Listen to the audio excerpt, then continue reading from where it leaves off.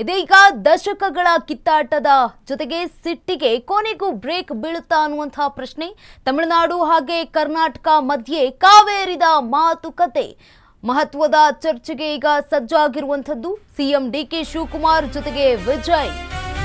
ದಶಕಗಳ ಕಿತ್ತಾಟ ಸಿಟ್ಟಿಗೆ ಕೊನೆಗೂ ಬ್ರೇಕ್ ಬೀಳುತ್ತಾ ತಮಿಳುನಾಡು ಕರ್ನಾಟಕ ಮಧ್ಯೆ ಕಾವೇರಿದ ಮಾತುಕತೆ ಮಹತ್ವದ ಚರ್ಚೆಗೆ ಸಜ್ಜಾದ ಡಿಕೆ ಶಿವಕುಮಾರ್ ವಿಜಯ್. ಆಗಸ್ಟ್ 3ರಂದು ಡಿಕೆಶಿ ವಿಜಯ್ ಮುಖಾಮುಖಿ.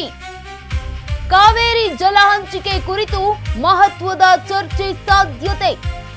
14 ವರ್ಷಗಳ ಬಳಿಕ ಮತ್ತೆ ಕಾವೇರಿ ಚರ್ಚೆ ಫಲ ಸಿಗುತ್ತಾ? ಫಲ ಕೊಡಲಿದ್ಯಾ? ಹಾಗಿದ್ರೆ ಸಿಎಂ ಡಿಕೆ ಜೋಸೆಫ್ ವಿಜಯ್ ಭೇಟಿ ಅನ್ನುವಂತಹ ಪ್ರಶ್ನೆ. ಈ ಬಾರಿ ಕಾವೇರಿ ಸಮಸ್ಯೆಗೆ ಮುಕ್ತಿ ಸಿಗೋದು ಪಕ್ಕಾನಾ?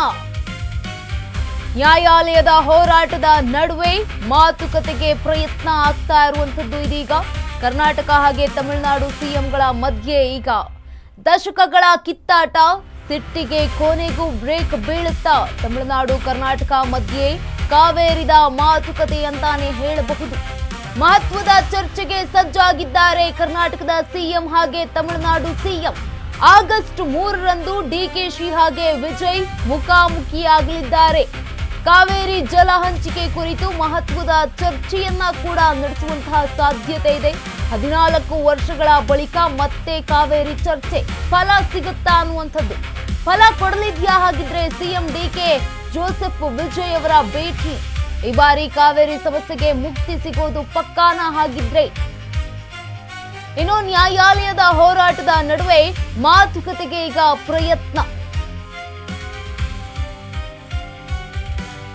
ದಶಕಗಳ ಕಿತ್ತಾಟ ಸಿಟ್ಟಿಗೆ ಈಗ ಕೊನೆಗೂ ಬ್ರೇಕ್ ಬೀಳುತ್ತಾ ಅನ್ನುವಂತಹ ಪ್ರಶ್ನೆ. ತಮಿಳುನಾಡು ಹಾಗೆ ಕರ್ನಾಟಕ ಮಧ್ಯೆ ಕಾವೇರಿದ ಮಾತುಕತೆ ಮಹತ್ವದ ಚರ್ಚೆಗೆ ಸಜ್ಜಾಗಿದ್ದಾರೆ ಸಿಎಂ ಡಿಕೆಶಿ ಹಾಗೆ ಸಿಎಂ ವಿಜಯ್. ಆಗಸ್ಟ್ 3ರಂದು ಡಿಕೆಶಿ ಹಾಗೆ ವಿಜಯ್ ಮುಖಾಮುಖಿಯಾಗಲಿದ್ದಾರೆ, ಭೇಟಿಯನ್ನ ಮಾಡಲಿದ್ದಾರೆ. ಕಾವೇರಿ ಜಲ ಹಂಚಿಕೆ ಕುರಿತು ಮಹತ್ವದ ಚರ್ಚೆಯನ್ನ ಕೂಡ ನಡೆಸುವಂತಹ ಸಾಧ್ಯತೆ ಇದೆ. ಈ ಒಂದು 14 ವರ್ಷಗಳ ಬಳಿಕ ಮತ್ತೆ ಕಾವೇರಿ ಚರ್ಚೆ ಆಗ್ತಾ ಇರುವಂತದ್ದು ಸಿಎಂಗಳ ನಡುವೆ, ಅಂದ್ರೆ 2 ರಾಜ್ಯಗಳ ಸಿಎಂಗಳ ನಡುವೆ. ಫಲ ಕೊಡುತ್ತಾ ಅನ್ನುವಂಥದ್ದು ಈಗ ಪ್ರಶ್ನೆ ಆಗ್ತಾ ಇದೆ.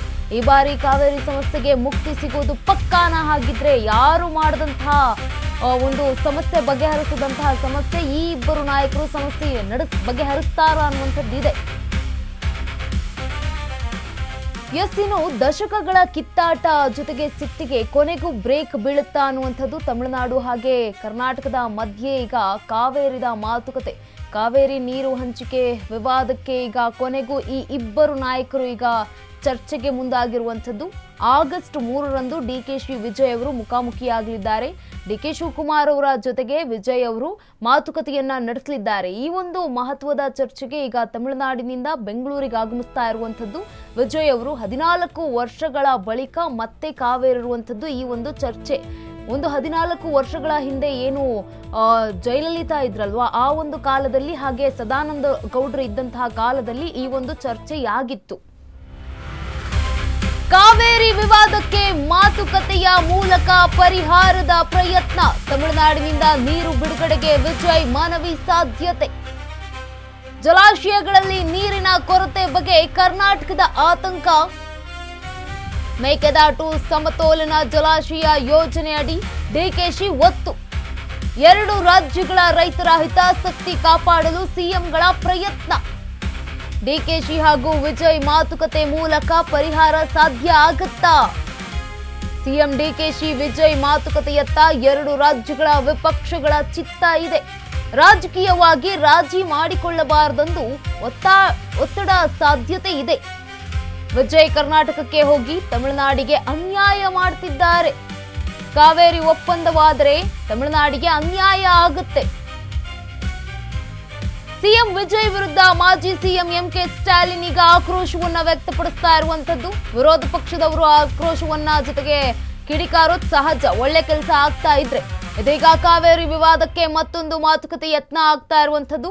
ತಮಿಳುನಾಡಿನಿಂದ ನೀರು ಬಿಡುಗಡೆಗೆ ವಿಜಯ್ ಮನವಿ ಸಾಧ್ಯತೆ. ಜಲಾಶಯಗಳಲ್ಲಿ ನೀರಿನ ಕೊರತೆ ಬಗ್ಗೆ ಕರ್ನಾಟಕದ ಆತಂಕ ಕೂಡ ಇದೆ. ಮೇಕೆದಾಟು ಸಮತೋಲನ ಜಲಾಶಯ ಯೋಜನೆ ಅಡಿ ಡಿಕೆ ಶಿವಕುಮಾರ್ ಅವರು ಒತ್ತನ್ನ ಕೊಡ್ತಿದ್ದಾರೆ. ಎರಡೂ ರಾಜ್ಯಗಳ ರೈತರ ಹಿತಾಸಕ್ತಿ ಕಾಪಾಡೋದಕ್ಕೆ ಈಗ ತಮಿಳುನಾಡು ಸಿಎಂ ಹಾಗೆ ಕರ್ನಾಟಕದ ಸಿಎಂ ಈಗ ಒತ್ತನ್ನ ನೀಡ್ತಾ ಇರುವಂತದ್ದು, ಪ್ರಯತ್ನವನ್ನ ಕೂಡ ಪಡ್ತಿದ್ದಾರೆ. ಡಿಕೆಶಿ ಹಾಗೂ ವಿಜಯ್ ಮಾತುಕತೆ ಮೂಲಕ ಪರಿಹಾರ ಸಾಧ್ಯ ಆಗುತ್ತಾ ಅನ್ನುವಂತಹ ಪ್ರಶ್ನೆ ಇದ್ದೇ ಇದೆ.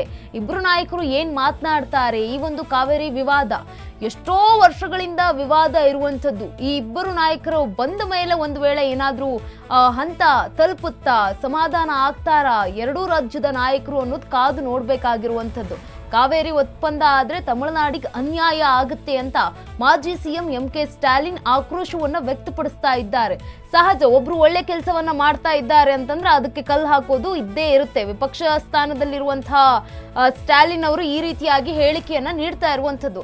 ಆದ್ರೆ ಡಿ ಕೆ ಶಿವಕುಮಾರ್ ಅವರು ಎರಡೂ ರಾಜ್ಯದ ರೈತರಿಗೆ ಒಳ್ಳೇದಾಗಬೇಕು, ಅನುಕೂಲ ಆಗಬೇಕು ಅನ್ನುವಂತಹ ಕಾರಣಕ್ಕೆ ಈ ಒಂದು ಮೇಕೆದಾಟಿನ ಅಣೆಕಟ್ಟು ಯೋಜನೆ ಅಡಿಯಲ್ಲಿ ಒಂದಷ್ಟು ಪ್ರಯತ್ನಗಳನ್ನ ತೆಗೆದುಕೊಂಡು ಬರ್ತಾ ಇದ್ದಾರೆ. ಜೊತೆಗೆ ರೈತರ ಹಿತಾಸಕ್ತಿಯನ್ನ ಕಾಪಾಡೋದಕ್ಕೆ ಮುಂದಾಗಿದ್ದಾರೆ. ಈ ಒಂದಷ್ಟು ಯೋಜನೆಗಳನ್ನ ಕುರಿತಾಗಿ ವಿಜಯ್ ಅವರ ಜೊತೆಗೂ ಕೂಡ ಚರ್ಚೆಯನ್ನ ಮಾಡಲಿದ್ದಾರೆ ಆಗಸ್ಟ್ 3ರಂದು.